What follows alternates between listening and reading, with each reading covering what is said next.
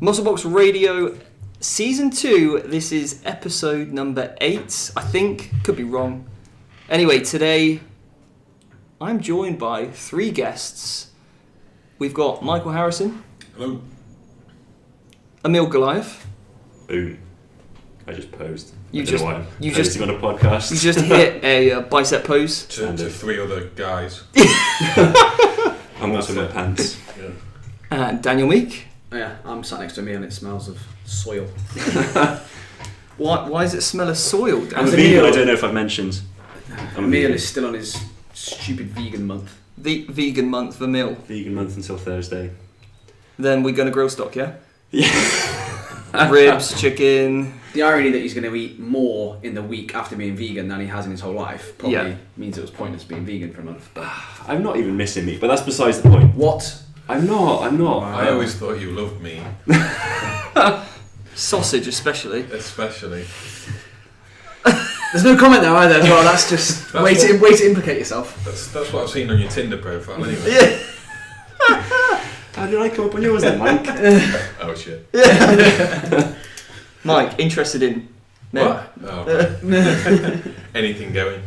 Yeah, but the real question is, do you swipe right or left when you saw a meal?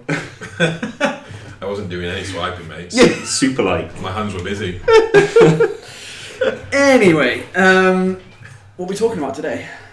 The meal is cracking up. Emil can't handle it at the moment, he's gone. So we thought, as we have all sat here, we were just having we're just chatting about prep. We're chatting about also the podcast, right? Where this podcast is going. And we thought, why don't we just take our chat Live onto the podcast and get it out there. So we're going to talk about stupid stuff, not even stupid stuff necessarily, but behind the scenes of a bodybuilding stage. Some of the things that we've seen that we wouldn't recommend, some things that we would recommend, the do's and the don'ts. So Dan, you've done one show now, haven't you? Yeah. And Emil, how many have you done? 4 or 5 shows, I think. 4 or 5. Mike? 3. I've done 10, I think, something like that. Alright, mate. Come on. Show off. I know. Well, I know, but so we thought we'd leave Dan with a little bit less backstage experience than us 3. Come up with questions. And the fact that I was at the same one as the 2 of you. Yeah. Yeah. You saw the same things as I did. Yeah, you did. Yeah, let's, I suppose, dive in and kind of get your experiences of... You right, Mike? Yeah, just... If you don't hear from Mike, it's because he's Wasp. being stung by a wasp, but he's probably run out of the room. Doesn't like wasps, doesn't like. So yeah, I guess, a lot of people probably don't know what happens at a bodybuilding show, and a lot of our clients, first timers and stuff, always ask, what do you need to do, what do you need to take, all this sort of stuff. And I know obviously with our experience, we can make that a little bit easier for people. So we'll start there. Mr. Box, what do you have to take to a bodybuilding show? Steroids. That would probably help. Steve, rein it in. Yeah. Mate, I wish I could sound as deeply low voice as you. Brilliant. Well, you don't have to do that. I mean, that is just personal preference, isn't it? But what do you take to a bodybuilding show? Well, the first thing that you're going to need to take Is yourself. You're going to need... I mean, it's one of those things, right? It's like, if I had a coach, I'd want them to have prepped, done a show, because I can remember that my first time, I was like, I wasn't sure what I was doing, how much I was taking, I was like, literally there with a suitcase of stuff that I didn't even need, just to become overly prepared, because you don't want to make sure you've missed anything, so, I don't know, what quick checklist is obviously your posing trunks, make sure they're the right style, or the board shorts, or bikini, whatever it is, make sure it's the right style for your federation and class, double, triple check. And bring a spare pair. Bring a spare pair, probably in a different colour. Yeah. Because if you're rocking up to a men's physique show and everyone's wearing blue, even a green's better than just going all blue, you know. So that's good to know.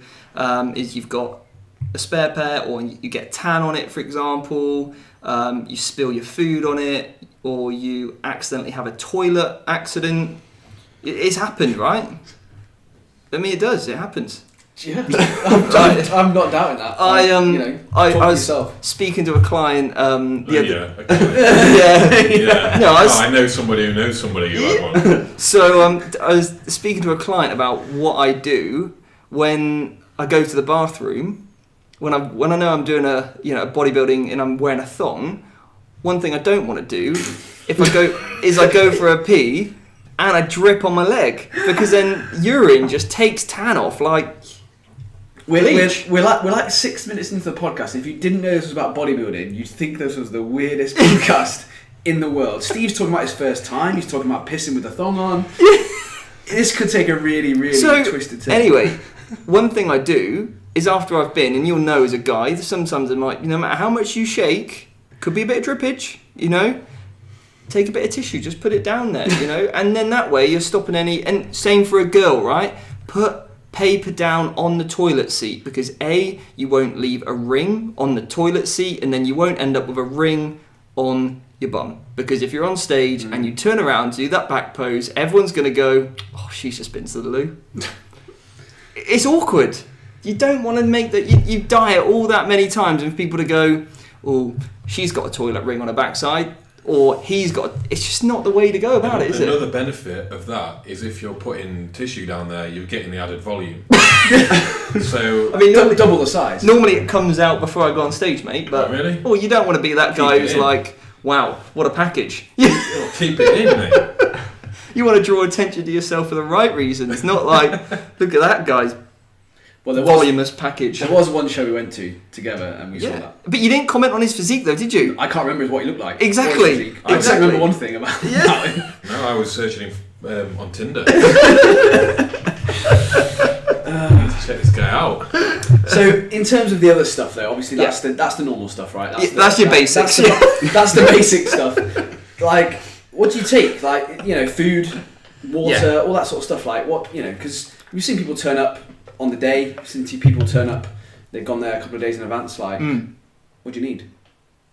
Well, apart from the obvious things like your food and your water, maybe some sodium or salt, and then you've got your spare like tan in case you need to do a top up depending on where you've got it done on the day. You know, we've all I've had issues with tan before. We probably all have, haven't we? Where things probably haven't quite gone right on the day. In tanning, we could do a whole podcast on tanning. Like we're not going to. We're not going to, but it is important because if you don't get it right, and if you don't get your skincare prep right, then it's a waste of time. So in everyone's experience, what's best tan in terms of tan? Is it on the day before? Yeah, I mean, it is worth talking briefly about tan. It will wreck a physique if you toss it up. You've seen how many guys are on stage and they put their arm up and they've like got green patches, it's running down them, and then you can't pose because you can't get a grip on your skin if you're doing a lat spread or whatever. It is important. I mean, in my experience, I've always got a tan the day before, an undercoat, and then another tan on the day. Usually I shower in the morning, just very lightly, just to get the loose tan off, then a top up, or then another tan in the morning, and then top up if I need to, just before I step on stage. Nice. Yeah. That's worked the best. Mm-hmm. You know, sometimes I've gone for a tan on the day, and if I've got my tan done early morning, and I've got a good tanner, because again, it depends on the experience of the person, and sometimes at some shows you feel like you're on a bit of a cattle market. It's straight in, straight out. There's no real time to dry, touch up. And it's things like the little things that, you know, someone can do to make sure that you are good, like make sure you're dry, check you over, you know, twist your arms around, make sure there's no white patches or streaks or anything. If you've dripped anywhere, this is with the tan, you know, they dab it down, blend it in. So, it's been okay if you get it done. Try and always get your tanning appointment as early as possible, so then you've got the longest time for it to dry before you go on and, you know, wear loose clothing. But for me, I always find my best experience is I start exfoliating 2 weeks out. get my skin properly scrubbed. I even go, book in for a full body scrub, like a beauty therapy place, because you can't reach everywhere. Getting someone else to do it for you with some really good products is going to make a difference. You can feel your skin just so silky smooth. And then hair removal as well is important. So once you're exfoliating a couple of weeks out, moisturize as well, keep that going, because you want the right sort of, you don't want to be too dry, you don't want to be too soft. Get that hair removal done, at least 48 hours before, and then another exfoliation, moisturize. But then when it comes to 48 hours, you don't want to be using things like deodorant, you don't want to be moisturizing, and you just want to kind of leave your skin without any barrier on it. When you shower, I don't use any creams, I just shower with water. And then, like you said, get that tan done the day before, wash off the residue the next morning, see how it's looking, and then apply whether you need 1 or 2 coats again, just to make sure you're buffed in, polished. It's worth saying as well, and it's not essential, but certainly I've always got a natural tan in the weeks into a show. Yeah, just nice. So it's not so stark. Yeah. It just blends a little bit better. Yeah. And having competed mostly in the summer, it's not been too bad. Yeah, definitely. Doesn't matter if it's a bit uneven or just, sort of a sunbathing tan. Yeah. But because then you can go, you don't need to have like you can have a lightened face then, can't you? And you look a little bit fresher with more of a natural tan with maybe just 1 coat, rather than 2 or 3 and looking like you've got someone else's. In this actually is not that I know, because I don't use makeup. But if I was going to use makeup, yeah. All right, Mike, don't give my game away. But if I was, like for a female, you want to make sure that your stage makeup, don't use the makeup that you normally use, because you're going to look like someone's photoshopped someone's head and put it on someone else's body. Like, the makeup should be at a darker foundation level, because then it will match with the tan. Simple things like that, really. So before we go further into the day, what should you not do in peak week? So obviously people talk about peak week as the holy grail of like, you can fix everything in a week before your show. Mike, not. Kick it off. So Mike, what not to do in peak week? Anything different, pretty much. Like, if it's been working thus far, if whatever you're doing is fine, then why change it? Like, it's not magic. People think that they're gonna tighten up, drop loads of water, that they're gonna transform their physique in that peak. But essentially, if you're looking pretty shredded, a couple of weeks out, which you should be, you should always try to be ready early. You're looking good in the gym, then why change anything? Keep drinking as you normally are. Don't worry about changing anything up. Just be potentially a little bit more cautious with maybe some food choices. If you do tend to have issues with some, for example, dairy or gluten, if you do know you have any sort of problems like that with water retention, I just tend to stick more to single ingredient foods. And basically don't mess it up. But what about those people who just hold on to a bit of water? They're not. You're fat. Like, how much water are you holding? Expecting to hold? Like, you can tell, like with water retention, like what you had last year. Yeah. When you got swollen ankles. Yeah, when you've got edema. Yeah. And you push your thumb into your ankle, and it just goes in and it comes out. It changes colour. Yeah. There's no need to be doing anything like radical. Like, just relax, cruise in. You should be fine if you've done the work. Well, exactly. I'd say that. I mean, it's a case of not changing anything, but also what you briefly mentioned was foods which may bloat you. Yeah, get rid of them. Get rid of them. If it's fizzy drinks, just get rid of them. Get rid of it. It's a week or two to go, bro. Yeah, exactly. This is when you go single ingredient food. Don't mess about with stuff and consistency. The body likes consistency. So day in, day out, try and eat the same thing. Don't go for crazy water loads. Stay well hydrated. Don't go for crazy water drops. Stay well hydrated. Don't go for super depletes. You're on a diet. You're already depleting by definition. Just stay consistent. Just do what you're doing. Yeah. Exactly. Yeah. The only thing that you need to worry about is making sure that your physique looks like it should for the class you're about to enter. So, there are some clients that you might have to dehydrate in extreme scenarios. and that would only be if they needed to drop weight to fit the class. Because, if they're a couple, 1 or 2 kilos over the stage weight that they need to come in at, yeah, you could dehydrate in order to drop those couple of kilos, but rehydrate before you step back on stage. If you're a bikini girl and you are overly muscled maybe for the class, potentially you might not want to have a severe carb in water or a severe carb up, because actually coming in a little bit flatter might be a way for you to look more suitable for that class. So I think that's the only thing you might need to manipulate slightly, is that you can adjust the look a little bit, but the parameters aren't that big, are they, really, what you're able to do? So in peak week, essentially then, it's going to be carry on doing what you're doing, and then sometime before the show, you're going to have more carbs. Yeah. Pretty much, yeah. Carb up, drop your training down slightly, maybe drop a little bit of water if the stress comes down. Yeah. That's it. Like I don't really believe in depletion workouts. No. I think that, with these, and I've tried them to be like, I'm going to reduce, get all the glycogen out of my muscles, and then I'm going to refill it and be more sensitive to the uptake. But realistically, at that point of a prep, you're not, even then, your training sessions, you're not going to, completely deplete glycogen anyway. And the amount you can change that is going to be so minimal compared to what you've done in the previous 24 weeks. And also, actually, from posing is more important than anything else on the day. So, you've got your tan, you've got the posing then to then master. If you're going into that session of posing not recovered because you've been doing some crazy depletion workout in the week because you think that's going to make you look better, but you can't pose properly and you start cramping on stage, because I've been there and done it, and I've been cramping where I can't, tense my hamstrings because they just feel like they're going to cramp. That's no good to anyone, because if you can't pose for the allotted time and make sure that you're posing from start to finish the exact same, the better athletes who are better conditioned, better at posing, who can maintain poise, and sometimes you could be up there for, what's the longest you've been up on stage, Emil? Oh, you were on for ages, the body power. It was even before Body Power, Miami Pro in March. We filmed it 10 minutes. I was posing, front relaxed. I do inverted commas. Yeah.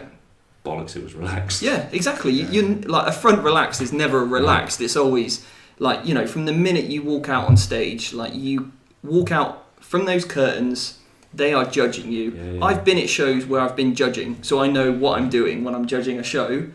They'll walk out and straight away I'm going, okay, I'm looking forward to seeing that person, looking forward to seeing that person. I'm already starting to articulate my top 5 because I can see like what their proportions are looking like, posture, all that kind of stuff. So I'm already building up that kind of impression, I suppose, of someone. When you're at the back of a stage, when I did the WBFF show in South Africa, there was 50 people in my class. And in the pre-judging, they did it in blocks of 10. So 50 people came out and did a T-walk.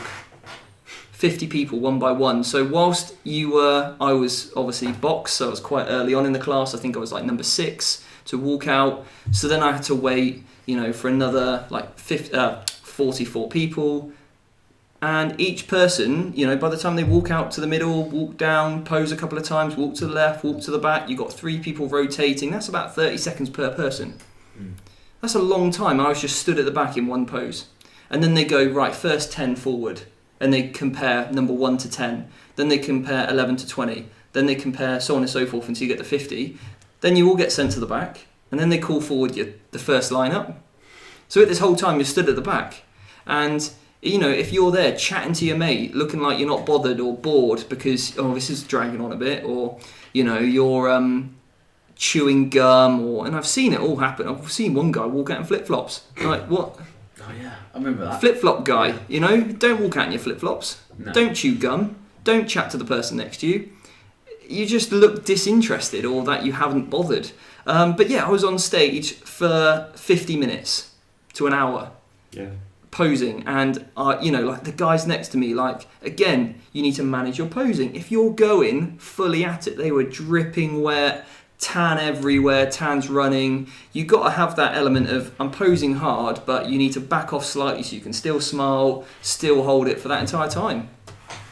But, So, you got your tan sorted.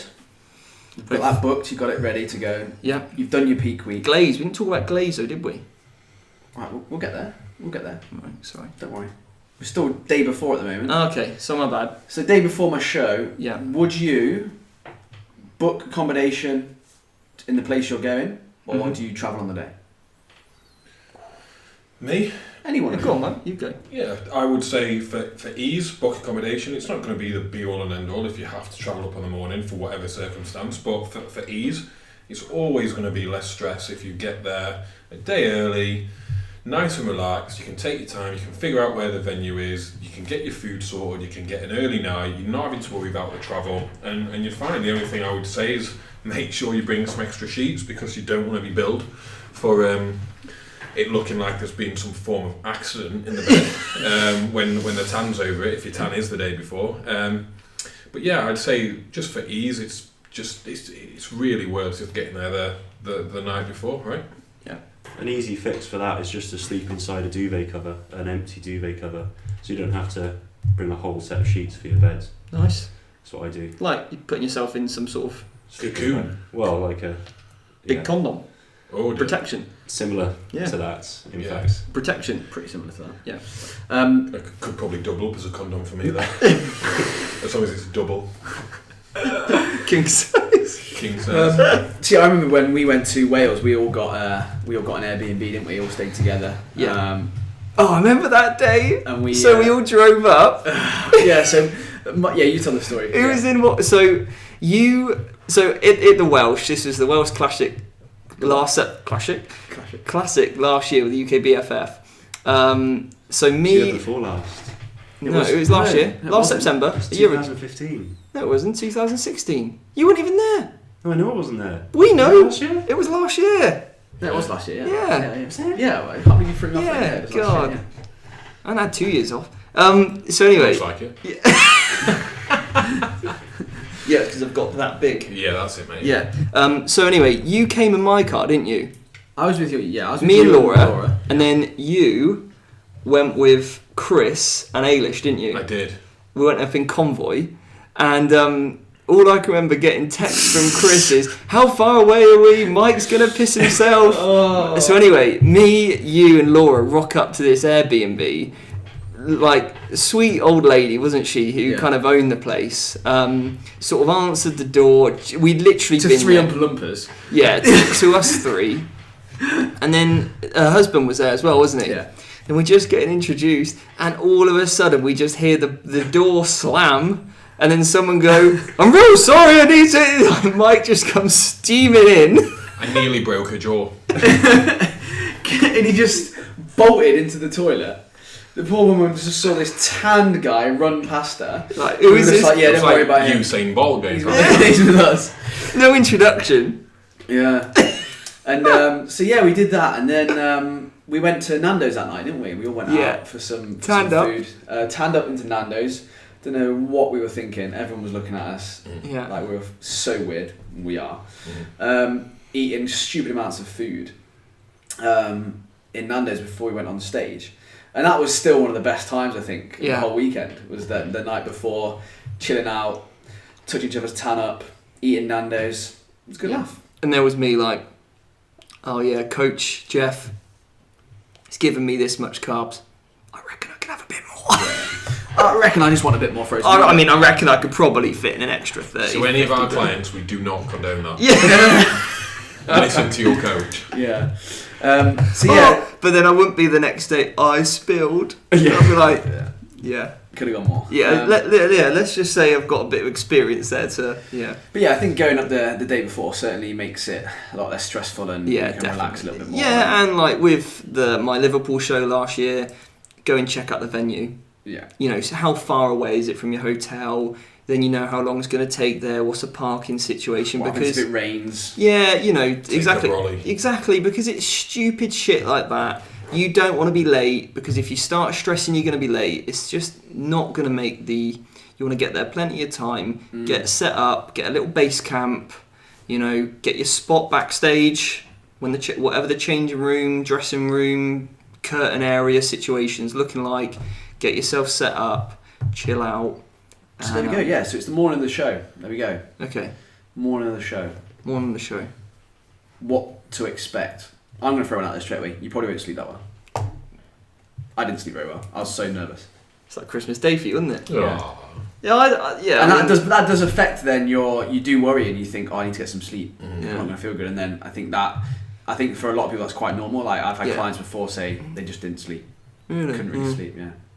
See, I think that comes with experience though. Like I said, when you've done 10 shows, 3-4 shows, I think that probably gets better. Yeah. Morning of the show. Yeah. Expect a long day. Yeah. Everything will be pushed back. It's chaotic. not. Yeah, you're not going to be on stage potentially at the time that you think you are. Yeah. You are going to overrun. You're going to be there all day. Yeah. Prepare And for the worst. that's it. It's knowing silly things, right? If you got friends and family there, just leave your valuables with them. You don't want to be I'm not saying that people's going to nick anything, but it's just for your own sanity. Yeah. You want to do anything you possibly can to make it more stress-free as possible. Even if it's taking a little fold-out chair so you can just sit somewhere backstage because not everywhere has it, or take a little yoga mat or something that you can sit on because I've competed in leisure centre halls before, or even some of the big stadiums don't have like the IIFYM event in Liverpool. You're just behind a curtain really, and it's just a big area where there's no seats, no chairs, so and it's a hard floor, and if you're not comfortable, then you just want to lay down, chill out, listen to some music, and that's when you want to be, I suppose. It's definitely not a great place to be on your own, I'd say. No. You need to have, if you can, friends or family with you. Yeah. It'd be very, very useful, wouldn't it? Depends places if you've got wouldn't lie friends. Well, yeah. Huh? Depends if you've got friends. Yeah, I don't. No, I know you don't. No, you're struggling, aren't you? Mm. I mean, that comes with having no personality. I mean, that's why it's a form team box, because if I didn't have you lot, Then you'd have no one at your show. So. I would literally have no one there. Yeah. I'd just be recording podcasts by myself.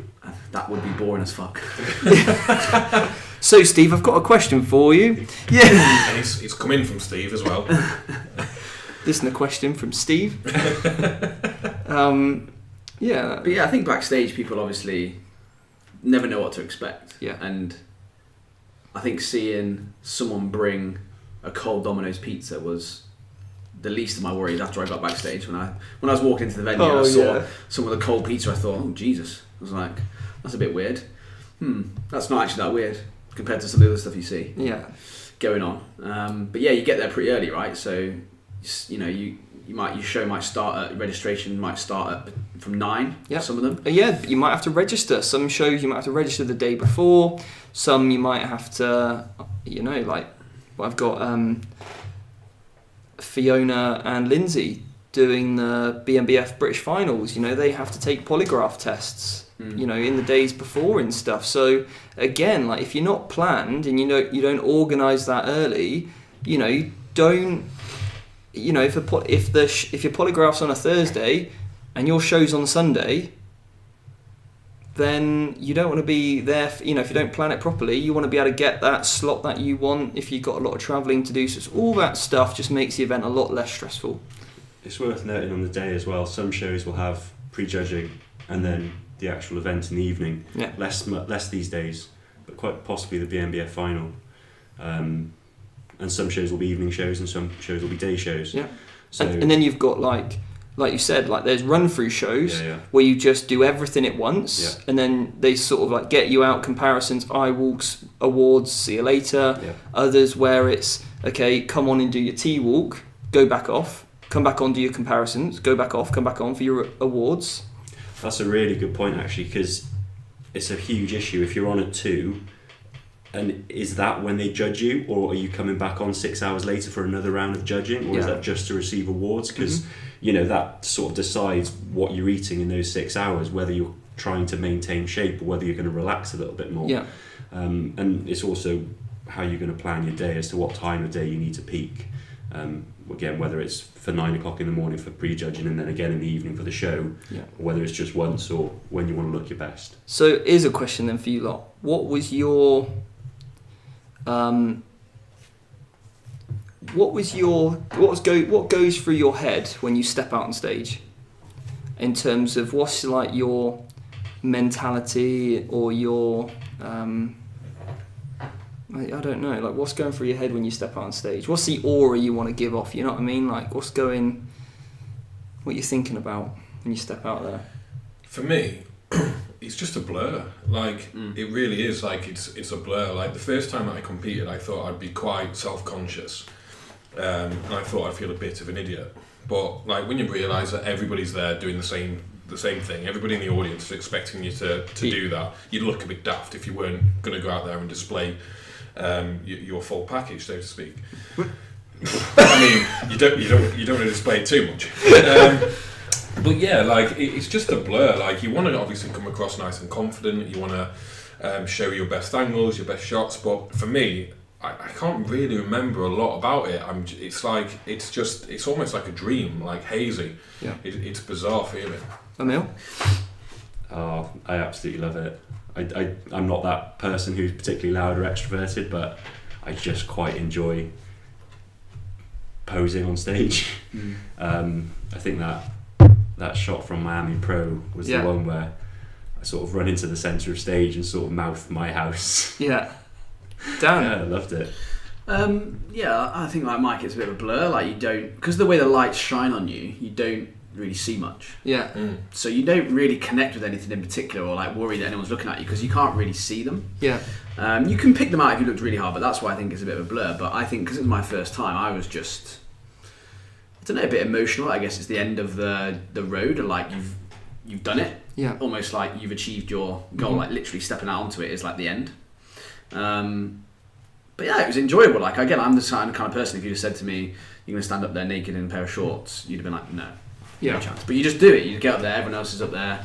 You're taking it all in. I'd like to say doing it again, being in much better shape and condition. I think you'd probably enjoy it more. I think I can see how with experience each time you just love it more and more and more, and maybe do take it in more. Yeah. And like Emil said, you do then start being like, I love it. I just want to get up there and show what I can do. Whereas I think being my first time, it was just a bit like overawed by it all, and just blurred. Yeah, like my attitude when I go out, and it's not, and I don't even. What's it like being out on your own? Because obviously, my experience as well, and from seeing, like you said, you, Emil, and you, Mike, is that we've always been out there where we've been maybe even like on our own on the stage, but then there's been other people in the background, so you know the judges are looking at other people as well. Yeah. But at the Welsh, you were out there on your own doing your own routine, so all eyes were on you. Oh, like the minute routine? Yeah. Is that a different feeling to being in a lineup? Yeah, like it was something I've never experienced before. Like I walked out and it's so when I first did the Welsh, you come out and you do the comparisons first, and this is the first time I've done classic bodybuilding before. The judges, I would say most of the judges have seen my face before. Obviously I've competed numerous times, some people know me by name, so I think it was a shock to them, and I could hear that shock reaction from them to see me go from fitness model to classic. And I could hear that, and I stood there and I hit my front relaxed pose, and I nearly cried. And I'm not even not in sadness or anything like that, but I was so proud to stand there in the middle of the stage doing what I loved most. And then the other guys stood around me, and they were so bigger than me, so much bigger than me. Like the guys right and left both had an extra 10 to 12 kilos on me, because it's done on your height to weight. So I was in the tall class, so these guys were, taller than me, had more mass than me. I was like a gazelle next to like a couple of elegant rhinos. A couple of rhinos, yeah, they were solid like animals, yeah.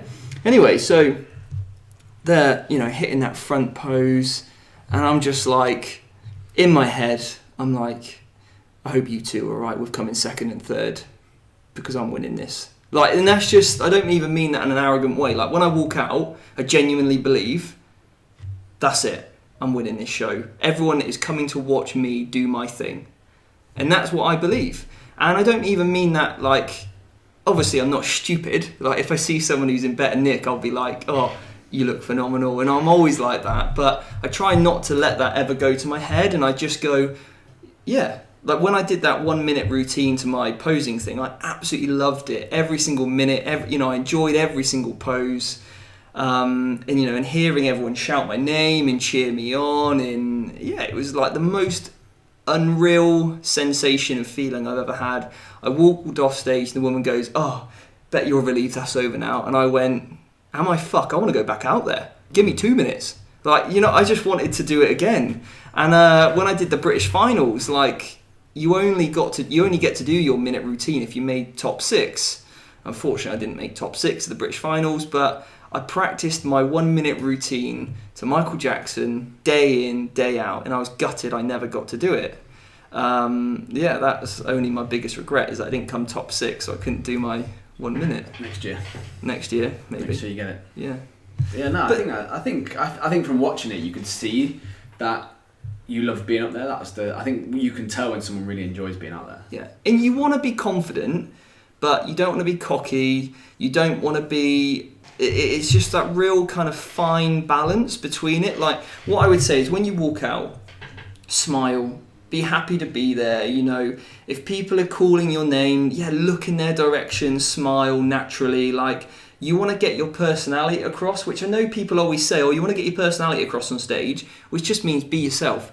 Don't try and do anything that isn't you. If you're not a dancey kind of person, don't try and start moonwalking. Exactly, yeah. Because if it's just not you, right, you can tell it. You see the men's physique guys who have watched someone, in the finals at the IIFYM, and they're doing this weird wrist turny thing constantly, and you're like, what are you doing? Like, just because you've seen a pro do that, like, I don't go out and start doing touching up the back of my hamstrings, like patting it, look how big it is. Like he did. Yeah, but Emil's got massive hamstrings. Emil can do that. I can't. I'd look like a prat. If I'm doing classic bodybuilding, I'm not going to, do my 1 minute posing routine to Slipknot, because I'm just going to look like a tool. So, again, just do what you feel's comfortable for you and what suits you best. Because at the end of the day, that's what you're just giving a presentation of what you believe looks best in the sport of bodybuilding, aesthetics, posing, even the way you do your hair, grooming. It all adds in to the whole thing, doesn't it? So in terms of, we've done that, so you've been on stage, you've had that.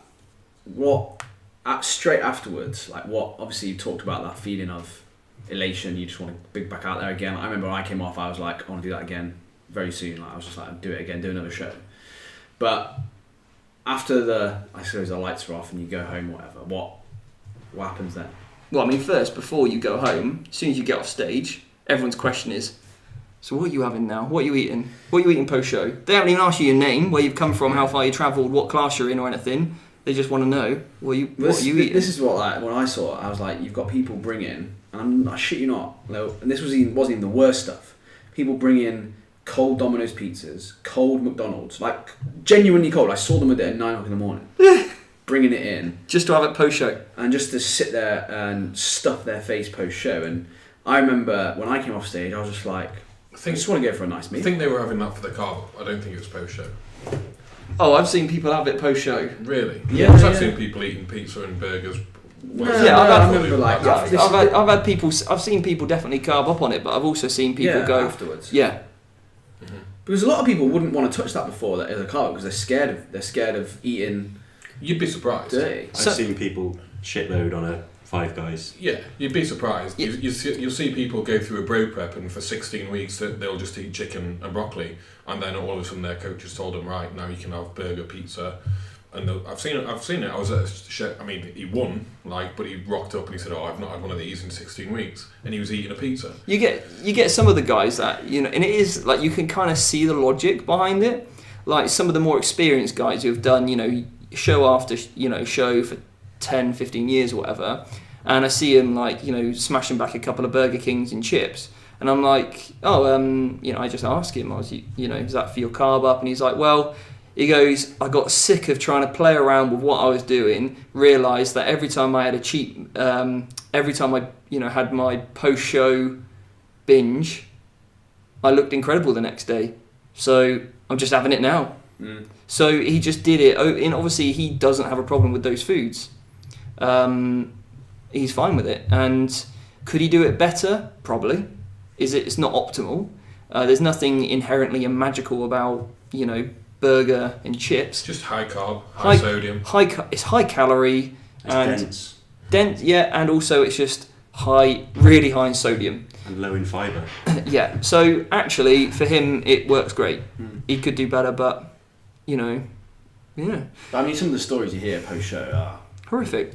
And I think the worst part is you've been carving up for the last 3 days. You've been eating rice cakes all day. Yeah. You're not hungry after a show. No. Oh, I'm never hungry, ever. It's more of a case of those cravings, those itches they want to scratch, isn't it?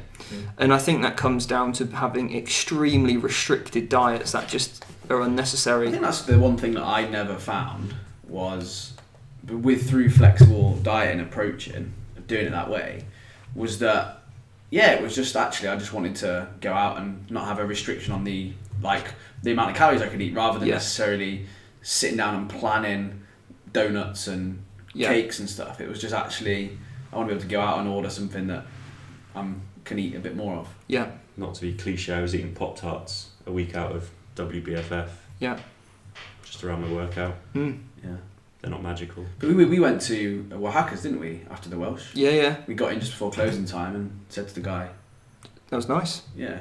It wasn't like Planned. crappy shit food or planned. It was just like we found it. We're like, let's go here. And It's like what I always say to people is like, just go to a nice restaurant and order something that you would normally order off a menu. Yeah, have a starter, a main, a dessert, more than you normally would. Like, enjoy yourself.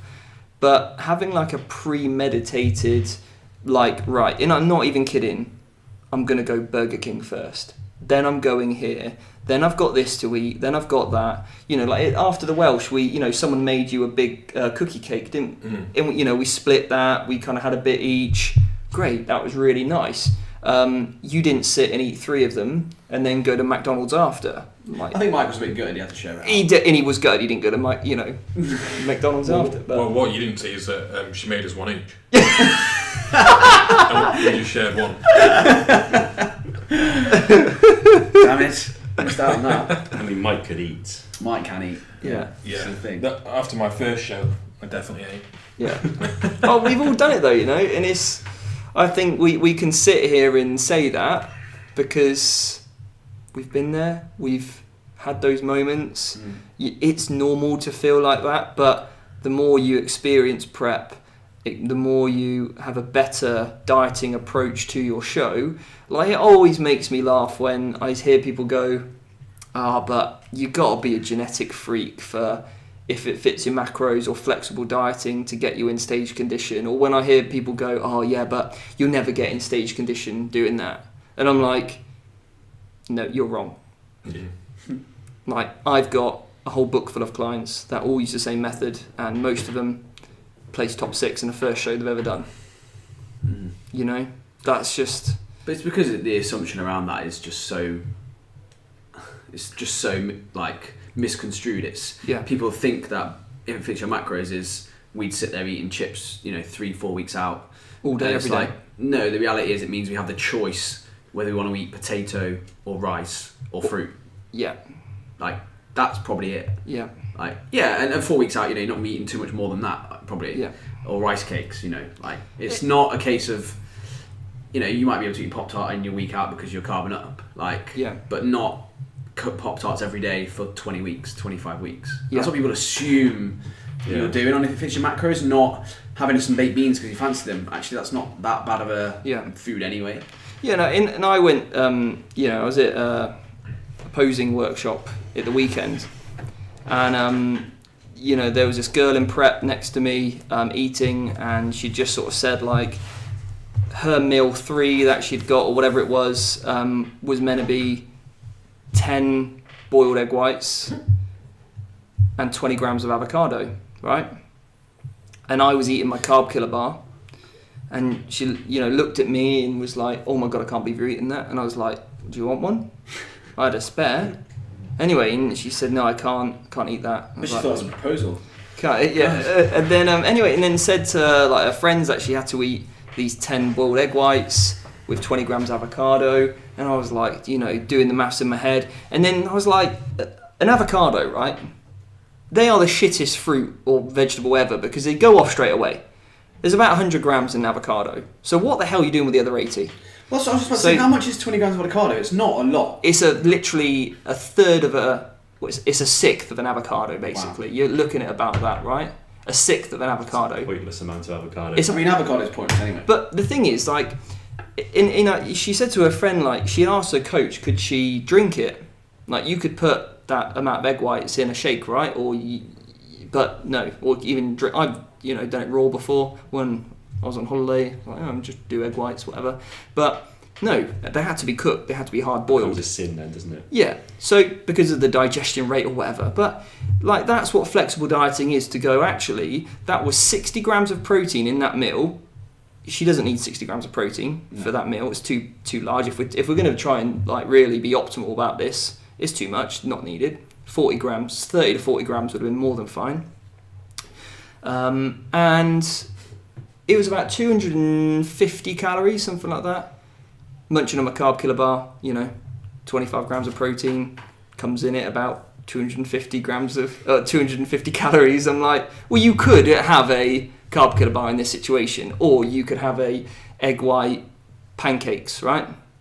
Ditch off that avocado, put in a bit of nut butter or something. All of a sudden, you've got pancakes with peanut butter on, or what? You got so many options there, right? You could have chicken, you could have some lean mince with a bit of veg or something. You know what I mean? It's but that's what flexible dieting is. It gives you the options to look at your food and go, how do we navigate this? But yeah, how are we doing for time now?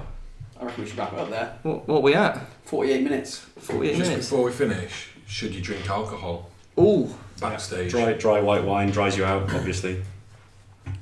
I'm joking. I'm sorry. Yeah.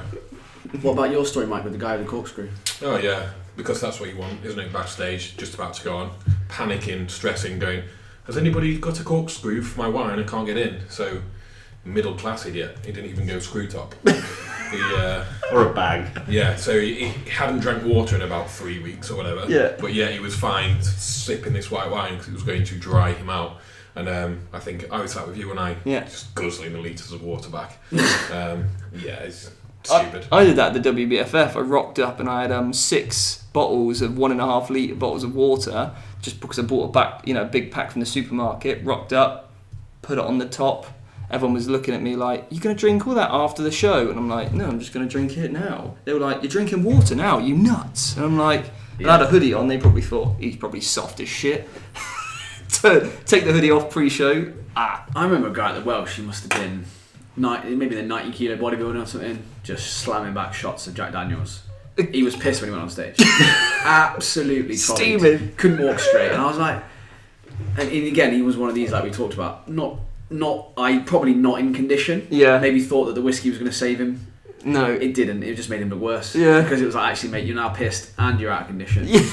So you're not even posing that well. But, going back to that, the problem is as well is that I remember my first prep, when someone tells you to do 10 boiled egg whites and avocado, you do it. Mm-hmm. And you are trusting someone that you believe's educated at this, that they've got, and it's not your fault for believing that, because it's not your job to know, really, is it? If you've got a coach, it's their job to give you the right information. And I didn't have the heart to tell her, by the way, because there's no point. What does that achieve for me? Nothing. I'm just gonna look like a douchebag who's trying to correct her coach's plan. Let her get on and do whatever she wants. I've had it before with clients, been on other plans from other coaches, and they're like, I knew it was wrong, I knew I shouldn't be doing this, but I was told to do it, or I knew it wasn't necessary. And then they've come here, to us, and they've been like, this is the best prep I've ever had. And I could do more, and I can do more shows. I don't need to just do the one and then, sack it off, eat everything, that my face can fit in. But, it's just one of those that just practice your posing weeks and months out if you can. I think the other thing that's good that's helped me was that I went to a show before. Yeah. I took part in one. I think just going to see how they run and realise how sometimes poorly timed managed they are. Yeah. Things like that can be helpful. It's worth noting as well, so we don't come across all high and mighty, as you sort of said, we have probably made all the mistakes ourselves. Exactly. In the past. I've had white wine before. Yeah. The day before. Like, how hard was it for me to convince you to not drop water? To not drop water this year? Yeah. And you had to literally trust me and go, all right, I'll do it, and saw the result, and you were like, oh, okay, yeah, I don't, you know. And that was this year. Like, we're all making those, you know. Yeah, that peak week was the funniest peak week ever, because I didn't realise I was competing until a week out, and I was looking on Instagram at everyone eating their asparagus and dried turkey and whitefish, and I was sitting on a plane eating a flapjack and a sandwich. Yeah. 4 days out. Yeah. I took Saturday off before the show. Yeah. Yeah. But peak week. I think, you know, my top tips would be nail your skincare. Yep. Hair removal, like I said, 2 days out. Get your tan done properly. Buy a professional. You know, make sure if you can get it tested as well, like the week before, 2 weeks before, do it. Have a test run. It's not going to hurt. Make sure it's okay with your skin tone. I've had tans before where I've come out in a rash. It just hasn't worked well with me. Luckily, that was only for a photo shoot, so I could have time to readjust. But yeah, get your skincare done, tan, make sure it's on point. Enjoy the process. Absolutely. Practice your posing, because if you don't practice that, you're going to feel like a lemon up there. Yeah, and just get everything you possibly can from the day. And then if you don't go into the show expecting to win. Don't try and aim for a top 6 placing or whatever it might be. Just go in there and remember, your first show is you getting a benchmark. That's you putting the pin down and go, okay, because next season I need to beat this.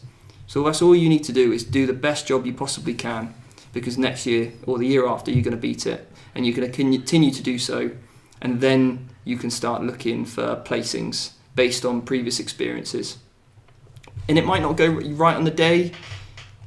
Shit happens, it's a sport, you know, that referee might not call it, you know, that handball or that, I don't know what the... You don't know anything about football. I don't have a clue. Yeah, that was apparent right there. You know, whatever it might be, right? There's always room for error in all sports, and don't be that person who goes online and starts slagging everyone off.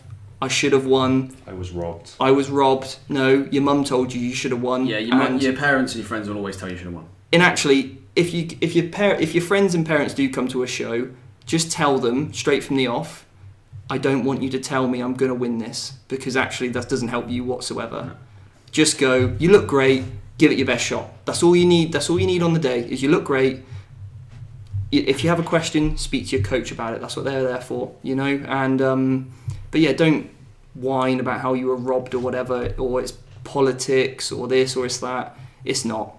You start posting pictures on forums. Oh, look at me next to the guy next to me. I should have won. Should have beat him. Well, yeah, that's one shot, but you could have posed like crap for the entire time. And actually, yeah, you might have a better back, but actually he's got better legs, hamstrings, abs, front double bicep. But you haven't shown that picture off all the others. So yeah, just accept it happens, and there'll be more shows. Yeah. And on that one, just leave it there. Until next time. Musclebox Radio. Stephen, I'm out. Michael, I'm out. You're out. Emil is out. Yeah. Oh, Tinder. I'm going to stay in. Yeah. Dan's in. Yeah. I'm in. See you later, guys. See you later.